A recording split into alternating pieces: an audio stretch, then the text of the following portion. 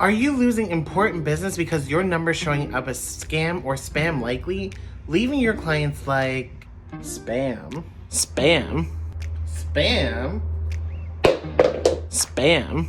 Hello and welcome to Taur's Tutorials. I'm Taur and I'm here to teach you how to open phone.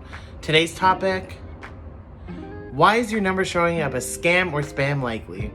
Let's get into it. Due to growing spam prevention regulations, your number may be mislabeled as scam or spam likely by your recipient's carrier. But don't worry, there are 3 key things that you can do to prevent your number from being mislabeled. Number 1, register your number. Register your business with the Federal Communications Commission, aka the FCC. We'll even help you do it, and it only takes 3 minutes. You can find this form on our support site. Then, verify with a free caller registry that you're a legitimate business. The information that you provide them will be sent to major US carriers like Verizon, Sprint, and AT&T, just to name a few. I'll pop the website right here. Number 2, stay compliant. Ensure you comply with all relevant laws, regulations, and policies, including our terms of service.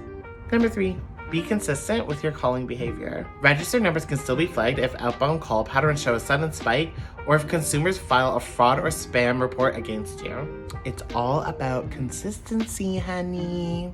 And that's it. If you have any questions about anything that we went over, let me know in the comments. Come back next week where I teach you how to set up your business hours in open phone. Until then, bye!